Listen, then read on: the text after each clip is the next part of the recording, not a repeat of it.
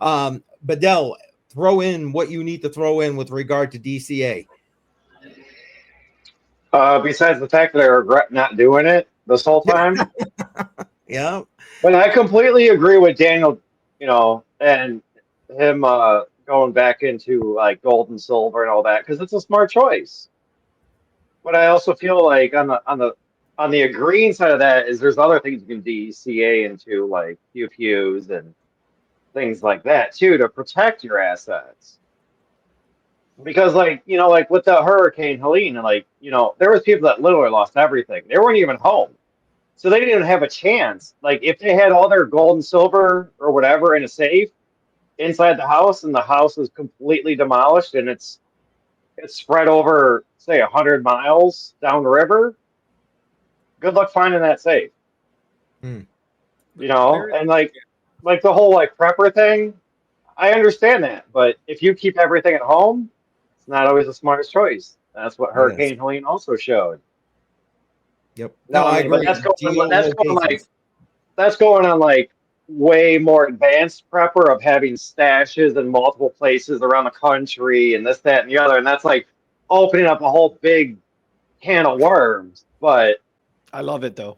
yeah. No, but No, something people should think about. People really should Yeah. think about that. I mean, even for something as simple as what Joel was saying, you got this complication with seed phrases or this or that. Well, guess what? Even with seed phrases, you got them all in your safe in your house. Guess what? See you later, alligator. It's yeah. over. It's over. Or you keep them in what is it, the safety deposit box at the bank. Same I difference, mean, yeah, because half the banks are by gone me, that were in that area. Yeah. yeah, but by me, the banks change names every 3 or 4 years. Because it's a loophole. It's a business loophole. Because I got a buddy in Wisconsin that does tile, and I keep asking him, I'm like, dude, why do you keep changing your name? Like, why do you close this business down and start up a new business every 3 or 4 years? He's like, taxes. He's like, you get all these incentives the first couple of years, and after that, you start getting bent over in taxes. Yep. So you cut your loss, start up a new company.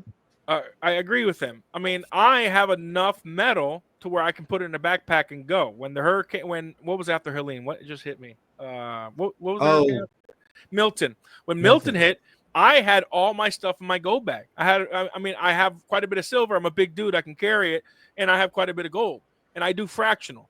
Silver, I only do ounces. I don't do anything bigger than an ounce, just because it's a lot harder to liquidate. And if the silver hits where I think it's going to hit, it's going to get pretty high. And gold, man, I only buy fractional gold. Not a lot of people can buy an ounce of gold, and it's easier to spend a $500 piece or a $300 piece, or use gold backs, which is basically $5. So I have stacks of gold backs. I have a bunch of fractional gold.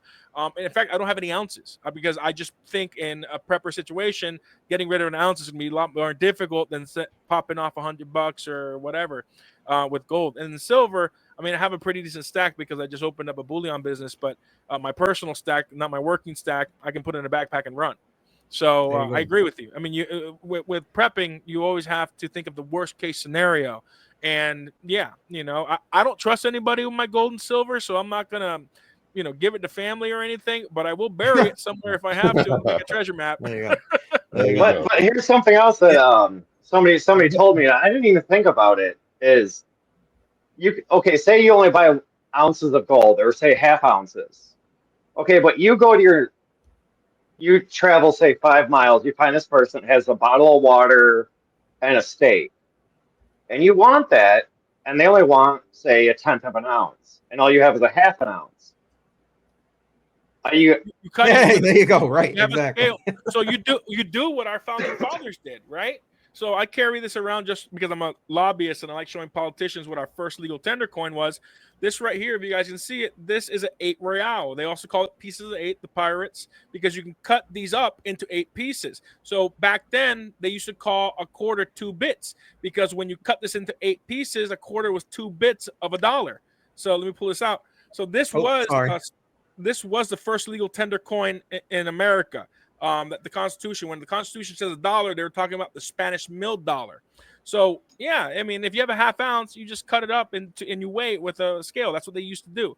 So metal is. I mean, they even sell rounds already perforated, where you have to just snap the silver into 8 bits.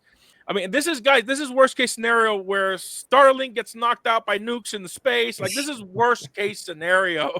Like, when the whole system goes down, you're going to need to do this. I don't recommend, cutting up your gold and silver, but you can, because we did it before for thousands of years. You know, the best precious metal in a disaster is actually lead. The more you know.